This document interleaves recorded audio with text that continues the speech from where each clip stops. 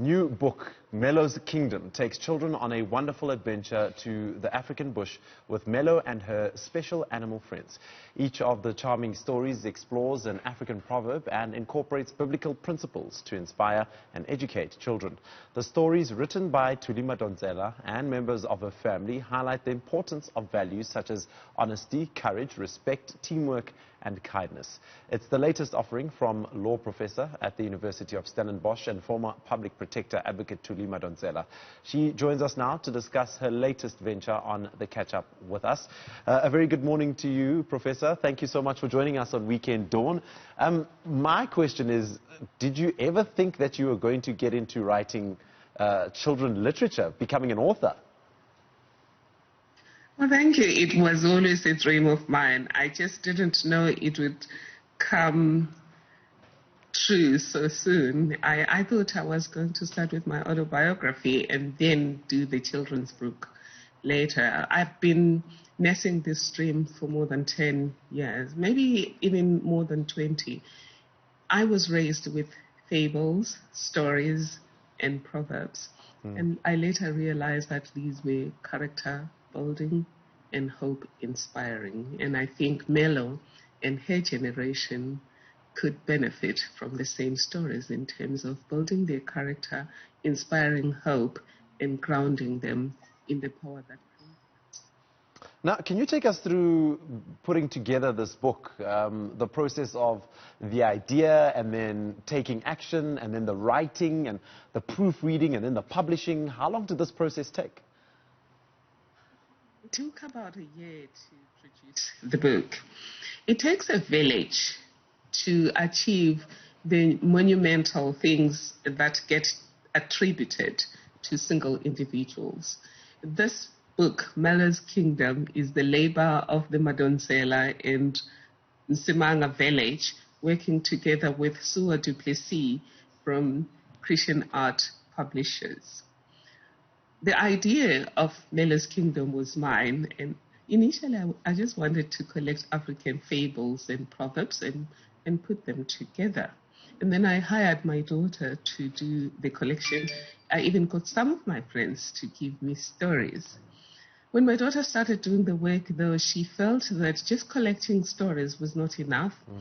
And she and her husband thought it was best to create some. And then the husband also enlisted his father, Zedekiah Nsimanga. So we ended up being myself, Wenzi Madonsela, Kulegile Nsimanga, and Zedekiah Nsimanga, doing this, writing these stories in different places, but sharing the stories together. Ultimately, the main story is the story of an elephant, a purple elephant that is smaller than others and can get into the door, that has come to tell Melo that she's special and that she's here for a purpose.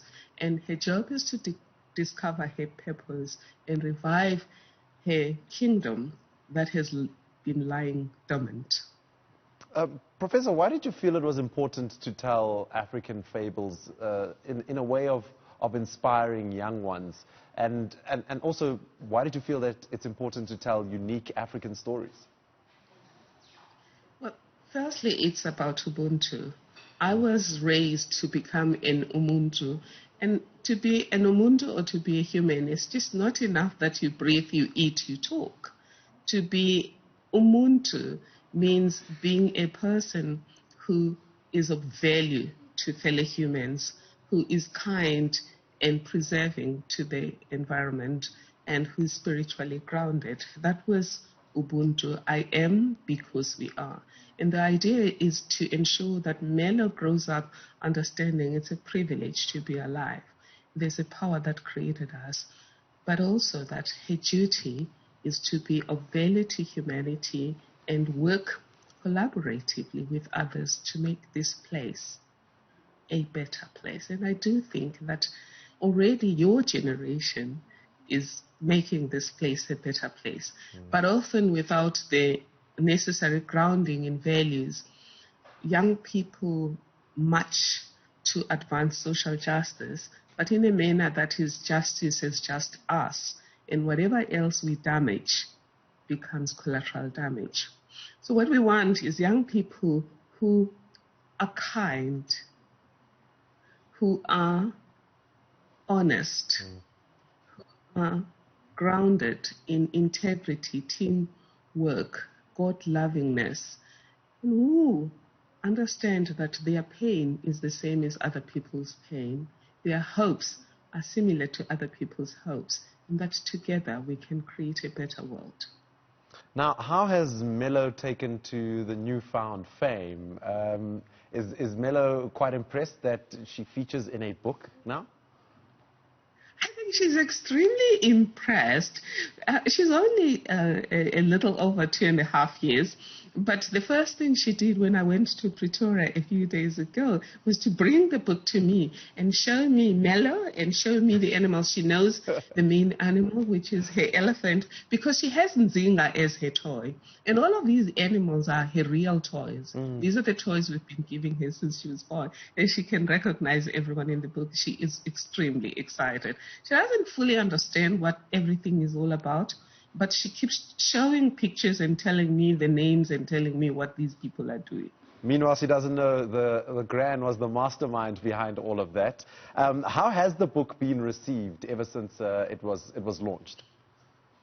The book has been received with incredible graciousness, and just so much love.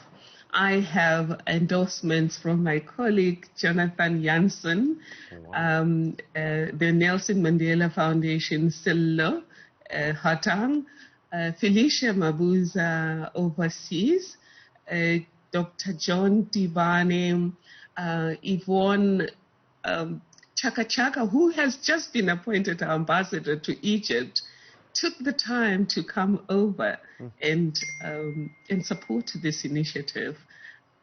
And of course, Ilana Afrika Redenkamp was just a star in endorsing this book and curating the entire conversation. And I must just say that the generosity with which this project has been received has been beyond amazing. I think what is amazing is this authoring journey of yours, and now I need to know what is next. Will you be writing more books? Will you be moving away from children's literature? What is next for you when it comes to putting together more books? Right. There's 3 processes that are already on the pipeline. One is I'm completing my long-awaited autobiography. Secondly, together with colleagues, we are writing a book on social justice to help everyone understand what social justice is, what the law says, and what can be done. And thirdly, we will early next year do a second installment of Melo's Kingdom. For example, we talk about how Melo's father became the king, and we also know that Melo had to become the queen through the eradication of primogeniture. But we haven't spoken about how on merit did she get to be the queen, because she had sisters as well. I'm looking forward to your releases that are coming up, including the first and second installment of Melo's Kingdom. Thank you so much for your time, Professor Thuli Madonsela. We really appreciate it. We'll be chatting to you again quite soon when you release the new books then. It's been a privilege, but also we're also doing a social justice summit. Please, may everyone please join us on Teams for a social justice summit on the 4th. All right, there we go. Thuli Madonsela chatting to us about her latest adventure through her latest work titled Melo's Kingdom, a children's book which explores African proverbs and the art of storytelling.